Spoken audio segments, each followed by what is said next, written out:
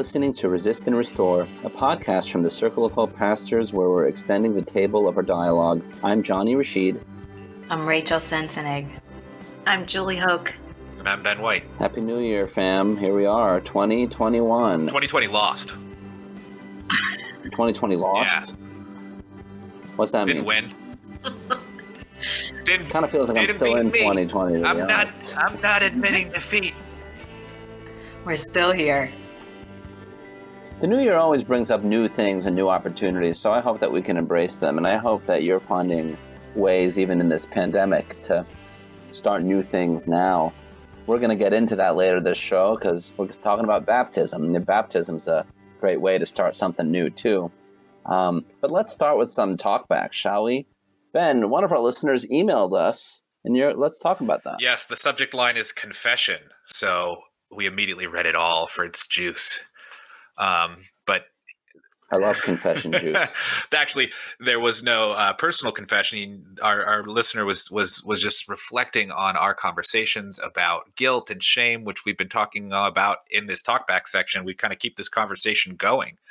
But he was reflecting on the kind of, I guess, kind of two movie scenes. Imagine two movie scenes. You've got the kind of stereotypical Catholic priest behind a screen in the dark, kind of callously receiving someone's confession, like in The Godfather or something like that. That's and it seems like, well, I mean, we have to do something, but that doesn't seem like what it is. This kind of, often gets painted as fake, though it is not universally that. Many people find great meaning in that ritual. So that's one kind of scene. But then the other scene, right in time for Christmas, is Ebenezer Scrooge. And here I'll read from what he wrote. Ebenezer is shown a mirror which reflects at best his wounds, at worst his depravity, and the murder-strewn path which leads to his huge empty home. The spiritual mediums are not passive. That's the key. That's the difference that he's making. The spiritual mediums are not passive, but confrontational. He is brought to a reckoning that still leaves him with choices of whether he will change at all, and if so, how he will initiate those changes.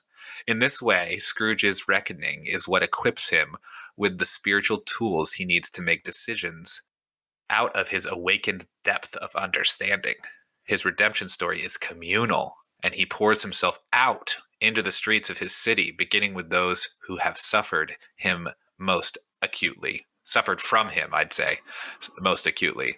I think the story is so well loved because it brings what is best in our Western tradition to bear on the subject of what we can do with our suffering and shame. That is one of the better readings of A Christmas Carol by Charles Dickens, I'd say. Mm-hmm. So with that big paragraph, I mean, he's kind of hitting it out of the park here, but what do y'all want to say back to that?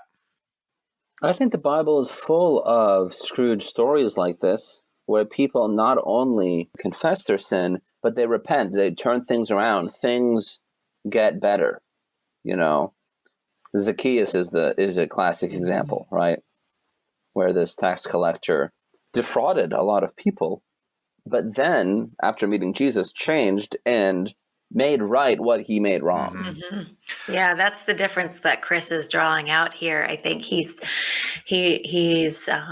making a distinction between confession as just like a ritualistic act or something, and repentance, not just naming what we've done wrong, but like turning around and actually altering our course. And Ebenezer does that. I think it's notable. Chris isn't talking about this specifically, but it got me thinking about the story because it's been a while since I've seen it. Ebenezer really changes his course because he gets afraid of what his life will look like if he continues in the way that he's going. Like he's like miserly, like he's isn't he a money lender or something? And he's just collecting money. He thinks that's what's going to make him happy. And then he realizes that it's essentially leading to loneliness and death. Mm-hmm. It won't give him the happiness he wants. And contrary to cartoon reality and Scrooge's namesake, Scrooge McDuck, you cannot even swim in money. Scrooge McDuck. DuckTales. I know. Ooh. Yes, and it made me think of the brave lovers in our church who do this kind of confrontational work with each other, and and hopefully there's enough trust there in the relationship. But when it's there, people say, "Hey, what's up with that? What are you doing? What's going on?" And often that's the opportunity, that's the confrontational opportunity to change, to work something new out with God and each other. And I'm grateful for that. The possibility of transformation, I think, in this moment is so important to talk about because condemnation is so easy to receive and kind of internalize. And so people are resistant to even feedback about their behavior and the consequences of it. And sometimes the feedback comes back in a way that's harsh, and so they feel like they're being canceled. But there is an opportunity for transformation after someone talks to you about the wrongdoing that they've experienced, the pain that they have. Just the other day, John Roderick, who's a musician, was on Twitter, and he talked about this story where he made it was a joke, right? And he said, my 9-year-old daughter was hungry and I gave her a can of beans, but she didn't know how to use a can opener. And so I let her struggle with the can opener for 6 hours. And then she figured out how to do it. And of course, on Twitter, he got canceled because this is a horrible thing to do to somebody, right? And then, of course, they researched him and they found out that he was like, in the past, he had like anti-Semitic jokes and terrible things happened to him. And then he got canceled. And they called him Bean Dad. He got canceled and then he deleted his account. But then he wrote a heartfelt apology, acknowledging the bad taste in his joke and even in his past, and actually copped to what he did without being defensive. And I'll just speak for myself. I accepted the apology. It's possible to make things right after you've made them wrong, and I think that's the beauty of Jesus's redemption. Yeah. You're free to just, hey, admit I didn't do the right thing. I messed up, and nothing's going to happen to me because of God's grace, and I can actually try to transform after that. Yeah. And what's this guy's name again? I'm sorry. John Roderick, Bean Dad. John Roderick. So, my question is, how did he get there? How did he get to the heartfelt apology without defensiveness? Is he just that good of a guy? Because everyone else, when they do their Twitter apology, it's just, people are like, whatever, we're done with you. Not, that doesn't happen all the time. And I think what we have also with Jesus is the opportunity to be those ghosts. To the Christmas Carol is mostly the drama of Scrooge waking up, and we need to be waker-uppers. We need to have all of the stops to help awaken people and develop that skill. Like Rachel, you said, hopefully there's trust, and we build a trust system in our community all the time. That's like our whole idea for how we're going to communicate the gospel is we're actually going to be a place where people feel safe and trusted. And of course, that is limited in its success, but it's certainly a miracle often. And but putting our mind to creating that trust, flexing those muscles of hope for how am I going to get around, the closed eyes of whatever Scrooge it is that I need to be confrontational with. What drama can I bring? I think all the ghosts in his story are, excellent prophets, and they know exactly what to show him about his life and his future and what's happening now. They could have shown him anything, but they showed him the right thing that led to that transformation, that created a Bean Dad apology, And they showed him himself. Mm-hmm. He was kind of ignoring the person that he is or was, and they showed him himself. And the way Chris words it, he says, his reckoning is what equips him with the spiritual tools he needs to make decisions out of his awakened depth of understanding. And I think that awakened depth of understanding can happen in the context of the love of Jesus among us and the trust that we're working to build all the time, and the ability then to turn around. Amen. Thanks for talking back, y'all. Send us an email at resist and restore podcast at circleofhope.net. We'd love to keep hearing from you. Thanks so much for listening to our show. I love connecting with you, and I want to offer you more opportunities to connect with us. The first thing you can do is subscribe to this podcast if you haven't on whatever platform it is you listen. Give us a high review on that platform, and you can help other people listen to us. And also share money with us. Go to circleofhope.net/sharing to contribute to our common fund to keep this podcast and everything else that we do going. A couple more things. We just started a new season at our at-home Sunday meetings called Slightly Better Than Hanging On is Pretty Good. Barely hanging We're trying Slightly better than barely hanging on. It's pretty good. Sorry, Johnny. we like adverbs. But that's not the point of the season. The point of the season is to connect in this disconnected time, to reach out in a way and make a human connection in a time where they are so rare. And so we're trying to do that with fun polls and missions that people go on and stories of those kind of connections, and also talking about different prayer styles that help us connect with God and one another. So be sure to tune in 5 at circleofhope.net/online meeting to join our at-home meeting. And you can also go to our YouTube channel, Circle of Hope. It's youtube.com/Circle of Hope, and you can watch previous Sunday meetings, but also pay attention to something we call Worship Wednesdays, where you get a new song every week that one of our artists performs, or leads you to worship, I should say. And then also on Thursdays, the pastors will offer you a message because Sundays aren't enough. So all of that's on our YouTube, youtube.com/Circle of Hope, and circleofhope.net/online meeting is where you can join us at 5 on Sundays. Thanks again. Oh yeah, and one more thing. Talk back to us at Resist and Restore podcast at circleofhope.net. If you email us, we'll definitely get you on the show, and we want to hear from you. We want to move into our next section and talk about Epiphany, because that's what we're celebrating today. It normally happens on January 6th.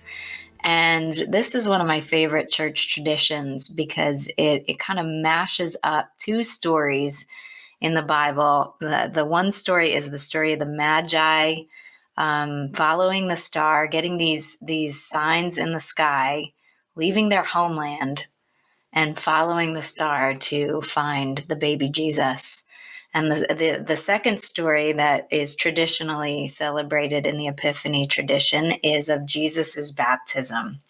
And so they're both about the Epiphany is the manifestation of God here in the world. It's God coming to us as us. It's the incarnation, and it's God naming who Jesus is. And so it's just chock full of meaning. There's so many ways we could take this discussion. It could be about being far off like the Magi and being called to Jesus. It could be about identifying with Jesus himself in baptism and hearing that word from the Father that this is my beloved Son in whom I am well pleased. That's the kind of belonging that we find ourselves in baptism. So why don't we start there? You guys have all been baptized here. Ben, would you tell us about your baptism? Yeah, baptism for me is like the moment that I kind of claim as the day I became a Christian, because I grew up in the church and saw many people get baptized in my parents' pool or jacuzzi in Southern California. Some of my earliest memories are in my backyard, people getting baptized. And I have this very distinct memory of sitting on the plastic slide as my mom skimmed the pool on a quiet morning. And I asked, I remember I was wearing those 80s short shorts, what I'm talking about, with like the white ribbing, Mm-hmm. and that's all I was wearing. Probably not any underwear either. Keep in mind, I'm 5 years old, so this isn't a sexy picture. Glad you told us that. I mean, I thought it might be causing people to stumble thinking about me in my short shorts. So I just wanted to, It could happen. just, It could happen. You you gotta know, care. Gotta care. And I remembered my skin sticking to the dry plastic of the slide, and I just asked my mom very casually, "Hey, how do you become a Christian again?" And she just really casually, as she continued to skim, she said, "You just ask Jesus into your heart, and He'll live there." And I just closed my eyes real hard and said, "Jesus, come into my heart." And that was like the beginning of my faith journey in a family of faith. My dad's a pastor, my mom's a great woman of faith, and they demonstrated that in community my whole life, but I had to grow into it myself. And I was so grateful for the opportunity of baptism to claim that for myself, because by the time I was 18, I was ready to make a decision to follow Jesus. And I think Jesus actually came into my heart when I was 5. But the agency necessary to make a life around the way of Jesus didn't come to me, I don't think, until I was 18. And I really needed that, because a lot of, even after I was baptized, the that nagging feeling that I'm just a automaton doing what I'm supposed to do. My parents are Christians. I wouldn't be a Christian if my parents weren't. And that's both true and not true at the same time. And I think it tears up a lot of kids that grow up in the church, tears them up. And that kind of, this demand for authenticity or something like that, I was able to kind of shoehorn baptism into that. I did need that identity formation when I was an 18-year-old man in Western culture. And baptism was a really important ritual for me to claim as the beginning of my faith journey. And so we gathered at Ocean City, New Jersey, and there were probably 50 people there gathered around in the waves, many people up into their knees. The waves were coming in, and me and my dad walked a bit further out so that I could kneel and into 3 consecutive breakers, bow into them in submission to Jesus and his way, in worship of Jesus. Maybe in concert with those magi, and got to enter into this way of Jesus on my own. And it did it was a marked change. That was, I don't have time to tell my whole story, but what came before and what came after, that was a literal watershed moment. Ben, your story is such a good picture of why we do adult baptism rather than infant baptism, which is a very common tradition in many denominations. And you lived it and told it right there, that we want people to have the opportunity to choose the way of Jesus as adults, independent of their childhood or their family faith or their tradition they were born into, because a walk with Jesus really does need that. It needs to be a personally embodied journey, not just like an institutional thing or something that our family can do for us. Even we kind of need to choose it ourselves to make Jesus as Lord, and baptism as an adult is an opportunity to say that and publicly express it. Mm-hmm. And every ritual has that opportunity. It's a bad opportunity, but to become something that the tradition does for us, or the parents do for us, or you could even do it for yourself and still kind of be going through the motions, and that's not necessarily terrible. I wasn't a completely free-formed, autonomous person, completely free from influence or something like that. That's not what we're going for. But I did have enough will to submit. Yeah, your intention in the moment. Yeah, that Jesus met you in that intention, and like you said, something changed for you. Johnny, you were really an adult when you got baptized. What was that like for you? Well, the first time I got baptized, I had these pictures of me as this little, I was kind of like Tiny Tim, by the way.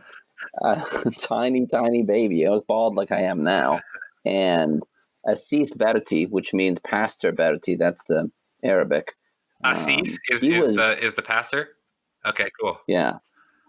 He's my uncle, in fact, and he was the pastor for the church that we visited, the Arabic-speaking church in Allentown, Pennsylvania. We lived in Central PA, but we drive an hour to attend this family church, and there's a photo of me that I remember distinctly of me getting baptized. Now, obviously, I don't remember the experience of it, but I remember the seriousness around it and the momentous occasion of it. And it is really weird to sprinkle water on a baby, like that whole thing is unusual to me. But it mattered to the Presbyterian church that I was a part of. But that baptism came into its fullness in my adulthood at the YMCA on Broad and Master, which is not far from where I live now in North Philadelphia. We went in. I remember I like chlorine smelling baptisms, because then you can associate every time you smell chlorine with baptism and a new start, and you come out of the water kind of new with different chemicals on you than before. So that's interesting. And I remember there was a lifeguard there. They let us do this at the Y, and there was a lifeguard there making sure that Joshua, who was my pastor at the time, I guess he didn't drown me, or I didn't drown. And I wanted to talk to I think I actually did go up to the lifeguard and try to get her in on the baptism too, because we always want to open it up to the next person. But what I remember about that baptism, and meaning was added to it afterwards. Not only was I declaring Jesus as Lord in public as an adult with something that I believed, Joshua baptizing me, in a sense, as it eventually came to be for us in our relationship, was kind of like a passing of the mantle. There was some transition in me becoming who I am now, even in that moment, and a decision to say yes with God. That this is my decision. I'm going to move forward as your servant. Joshua was my pastor, and then I became a pastor, and so. I don't know if I experienced that in the moment, but as I think back on it, it kind of does feel like this is really grandiose. But Elijah and Elisha, moving on, passing on, getting that intimate relationship to start something new. So that's my memory. Mm. You're pretty grand. Yeah, you are, Johnny. That's rich. Yeah, but those guys are pretty. Yeah. Thank you, though. I was baptized as a young person in my parents' church, and it had meaning for me at the time, so I didn't get rebaptized later as an adult. Specifically when I made a covenant with Circle of Hope. But looking back now, I can see how the meaning that it had for me then, and the meaning that it has for me now as a ritual of our community has deepened and expanded so much. But I was baptized in like a baptismal, like up behind the pulpit in the front of the sanctuary, wearing a white robe. I remember. Oh, you wore a white robe? I remember the white robe sticking to me, dripping with water as I made my way. It was very cold. I was very cold making my way back. Wait, they didn't heat the water? I mean, they got a baptismal and they don't heat the water? I don't actually remember what the water felt like. I remember being cold afterwards. It's very expensive to heat the water in those things. Probably, yeah, right. It's not a hot tub up there. I'm very unfamiliar. I think baptismals are the weirdest, coolest thing. Well, it is a very visceral experience. That is the idea. This is a very physical demonstration. I remember being behind the microphone talking to the congregation about why I was making this decision. But I really love how we're not bound to a building and a special spot, up behind the pulpit. As a community of Circle of Hope, we're out in the at the Y or at the ocean or in the Wissahickon. In the Cooper.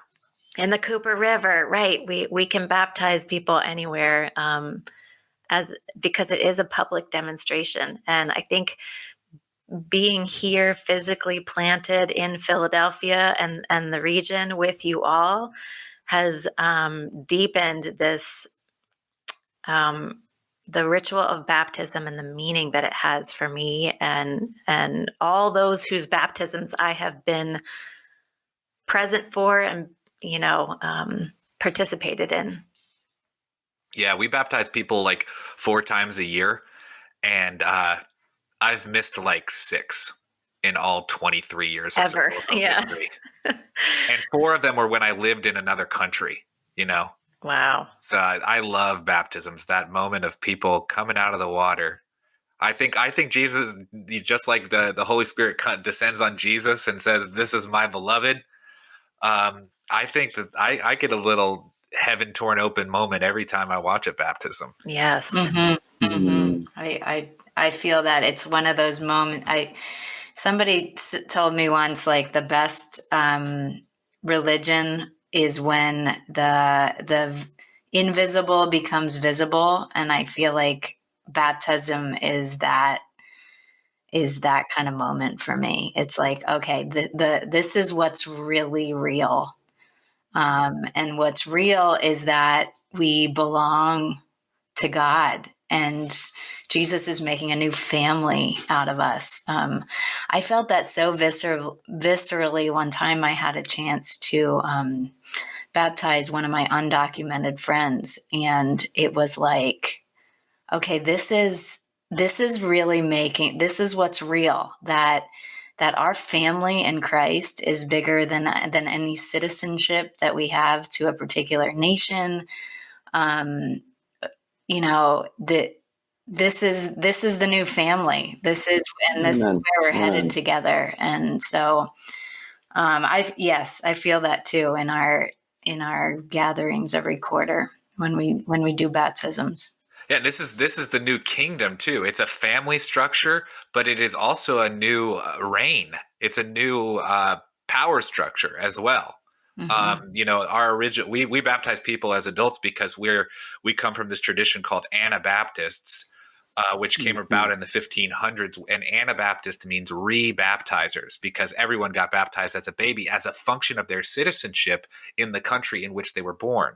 The state had been the state had co-opted this function of the church as a means of even, like, how do we have a tax roll, because the baptismal roll is a government document as well as a church document. Mm-hmm. And so to be rebaptized was theologically a threat, because it took that kind of concentration of power away from the priests.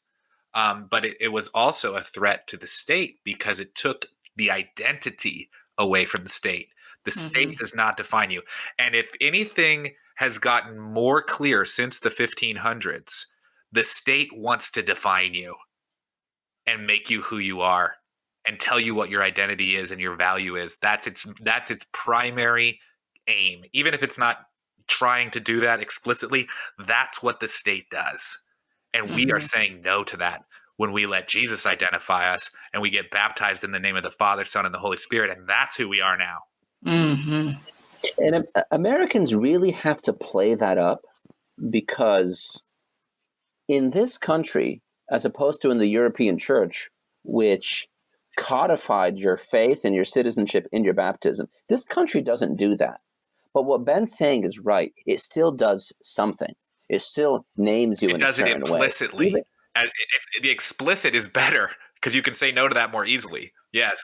Exactly. And so Anabaptists like us have a challenge in the United States because we live under religious freedom.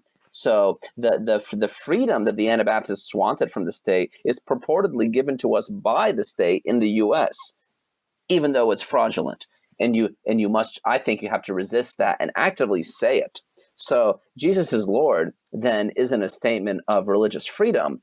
It's a statement of defiance against the state, which grants you the freedom to worship whatever God you want, so long as you first serve the state. So that was a little philosophical, but I think you really have to overplay it to understand it in this context, because it is so subtle. Yeah, it's subtle and it's suggestive too, because like no one would say what you just said, Johnny. No one. I would No agree. one would believe that, but it's true. And getting in the water with our bodies helps us remember that it's true. I love the image of Jesus entering our water himself. You know, it was just so wild that he got baptized here. You know, and John didn't want to do it. John was like, "No, this is weird. It should be the other way around." But Jesus was intent on doing this act of obedience and identification with us, getting in the water of our mess and beauty and everything we are, and being one with us to call us into this kingdom that you guys are talking about. So I'm glad to be part of it with you, and let's keep talking.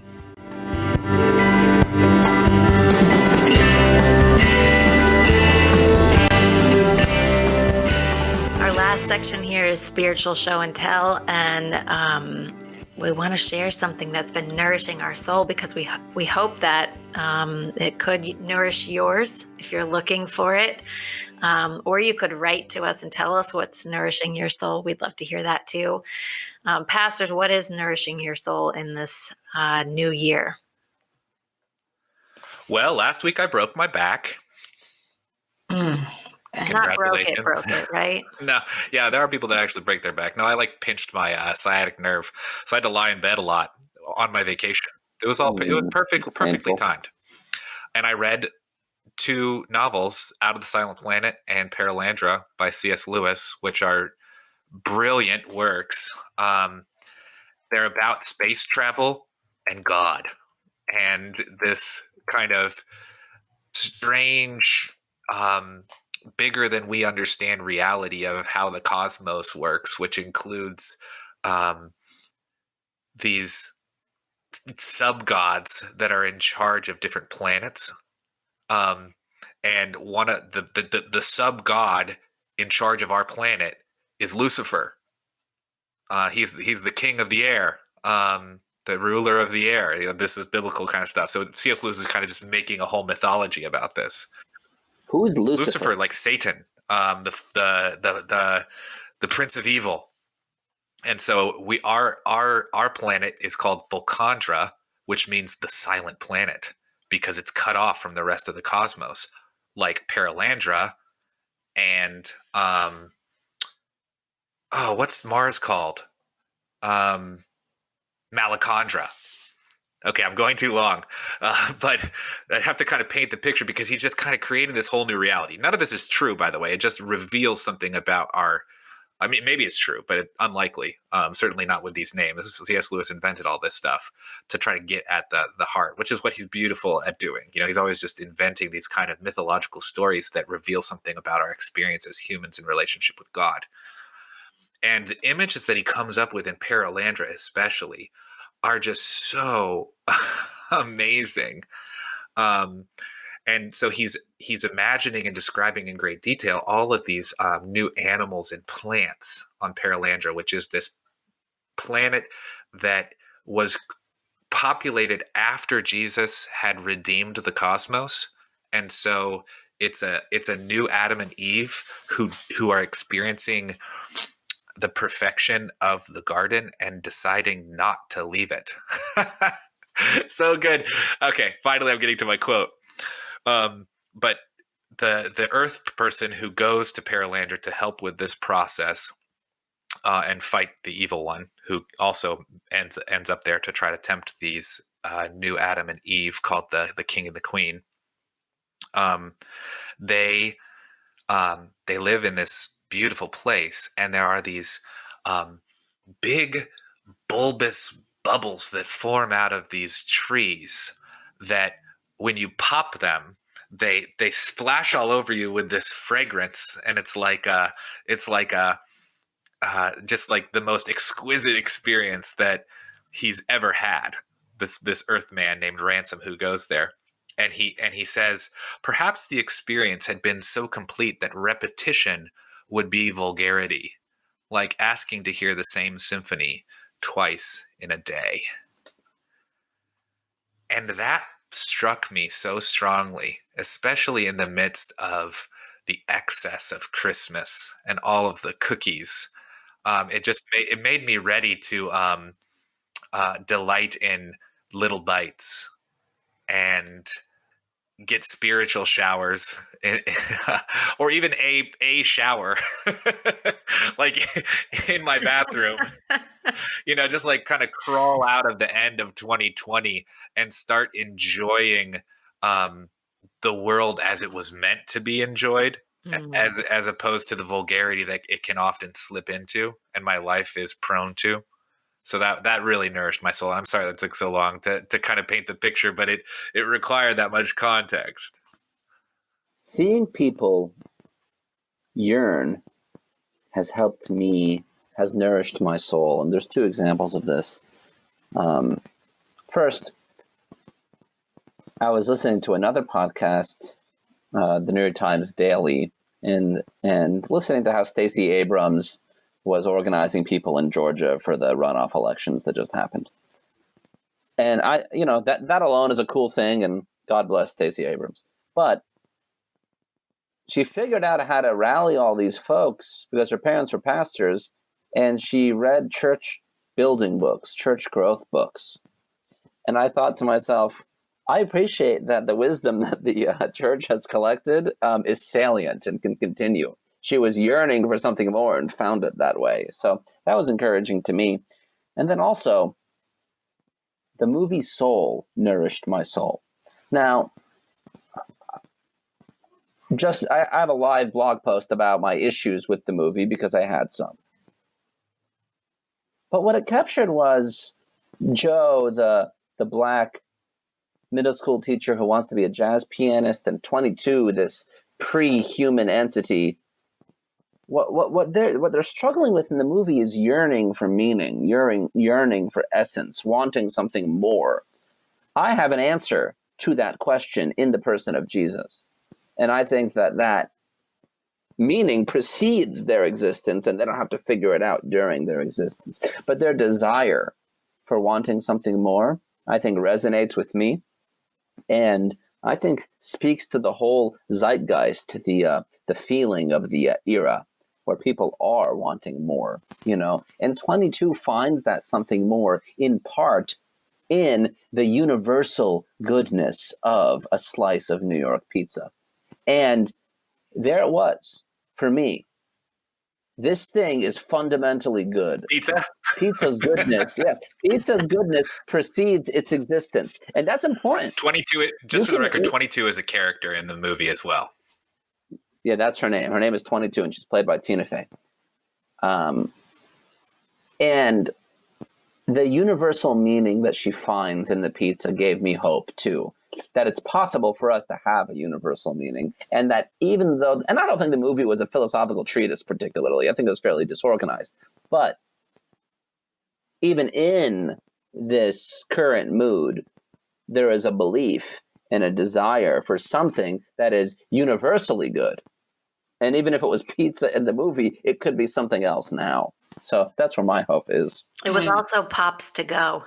Isn't that what she called it? The lollipops? Oh, I forget how she said it, but it was...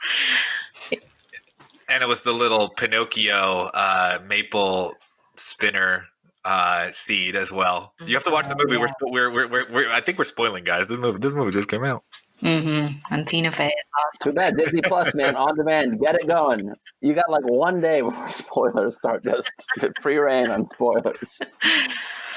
I've been keeping, I always keep a journal, but in this new year, I've been writing down little bits of goodness, like Johnny's talking about, that I want to hang on to. And I'm kind of treasuring them in my heart like Mary. I don't want to forget them or let them go as my mind would naturally do. So I've been writing them down, and they're mostly like people, real people in my life, like growing or showing signs of love or growth in some particular way. And I'm in there too. But one of them that I want to mention right now is my brother, Johnny Rashid, who's right here on this podcast, gave me a book for Christmas called Fire by Night by Melissa Flora Bixler. And I feel so loved in even his pick of this book, because Love you, Rachel. thank you. And I feel it because I love fire so much. My kids make fun of me that I send the fire emoji all the time. And it's about the God of the Old Testament being so wild and mysterious and uncontrollable, which I love. But she makes these connections to the person of Jesus too. And that's something it's just speaking. I'm such a Jesus fan. I often spend way more time in the Gospels with the Jesus stories, especially in our cell groups. So it's been really nourishing my soul to go back and look at these bits of the Old Testament that reveal the person of Jesus too, in these kind of big and wild and very personal ways. So thank you for that book, Johnny. It is fire. Of course. Nice. Rach, I didn't know you were going to say anything about about your journal, but that is what's been nourishing my soul. I keep a journal too, not really like an account of my days or anything, but just a place where I write down reflections, things people share or say, things I'm struggling with, and it helps me pray, really. It's like a tool for prayer. So at the end of this year, I sat and read through my journal from 2020, and it was wild to see just so many things. I see God revealed in the people in my life, in the bits of goodness recorded there, to see the recurring struggles that I'm in, to reflect back and see God's